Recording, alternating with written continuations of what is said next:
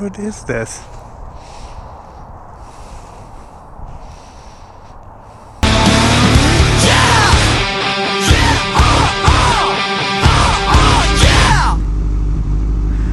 Well, one thing that I am super excited about was this, to do my endurance race I had to get my real racing license,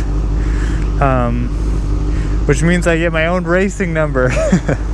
It's funny, I am more excited about that than I have been about any Christmas, at least in the last decade. Except giving my kids their first motorbike. I was pretty excited about that one. But so you got to fill out a paperwork and all this stuff, and you're supposed to pick the numbers that you would prefer. But when I was filling out my form, I just left it blank because I didn't have any numbers in mind or anything, and I just thought, oh, let's see what they give me. We'll let chance decide. So probably not going to get a cool number, but I was kind of hoping for kind of an offbeat number. If you have like a popular number, I think people think you're paying homage to a racer or something like that. Which I'm obviously not doing purposefully, so I didn't want. Anyways, and this whole thing has kind of got me thinking about the race bike aesthetic. Like, even though this won't be my race bike, I'm definitely going to incorporate my race number on this bike too. Just because I prefer the race bike aesthetic.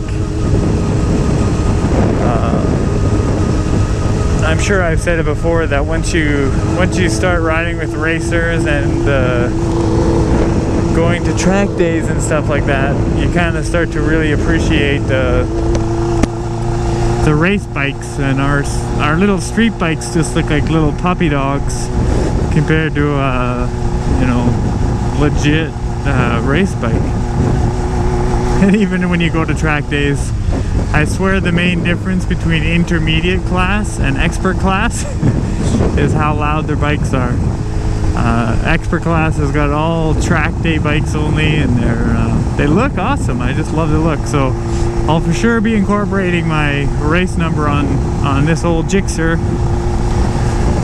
But the thing I was also thinking about was how all these sport bike riders get so much hate.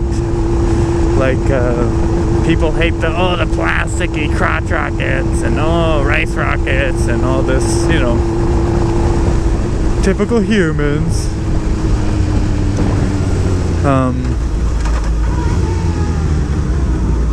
Way to grab on.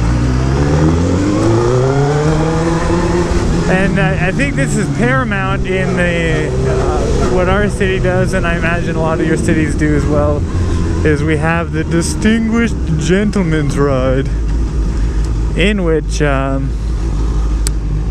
sport bikes are not allowed. People go up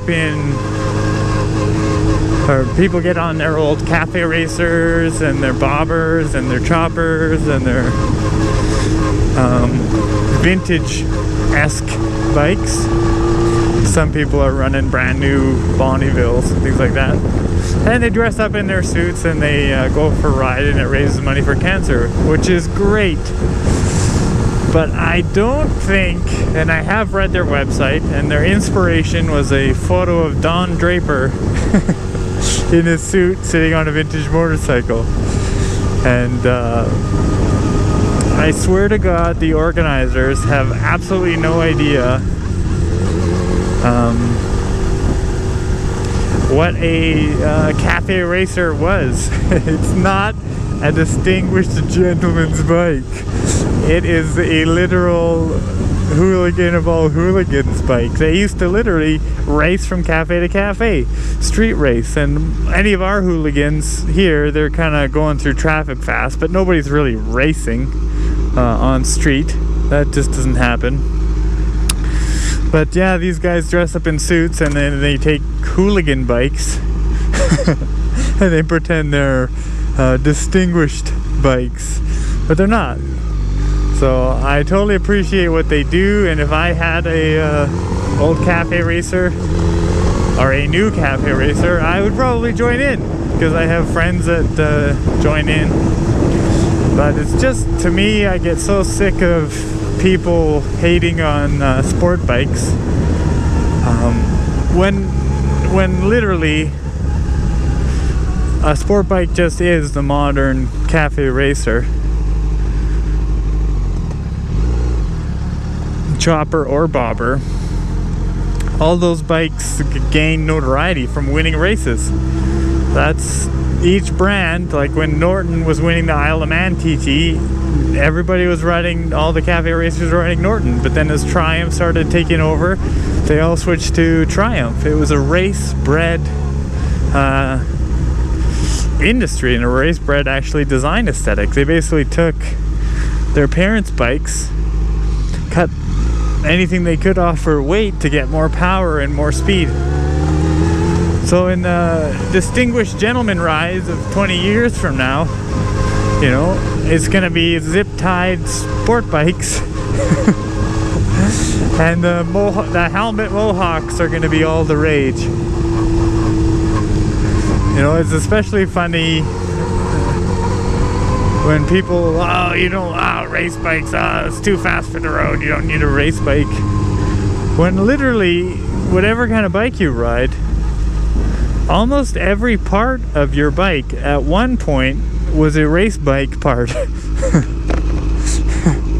The whole development of motorcycles is through some kind of racing, whether it's flat tracking, Baja, dirt biking, street racing, road racing, drag racing. That's what pushes the industry. So if you're riding some sort of vintage racer or modern take on a vintage racer or modern take on a cruiser that gained notoriety and popularity because his engine was better for racing, share a little love for the modern sport bikes, because the same guile, the same attitude, the same worldview that created my bike is the same one that created your bike. Mine's a little bit hooliganized, but that's just because I like tinkering. But yeah, I love your bike, so please love mine back.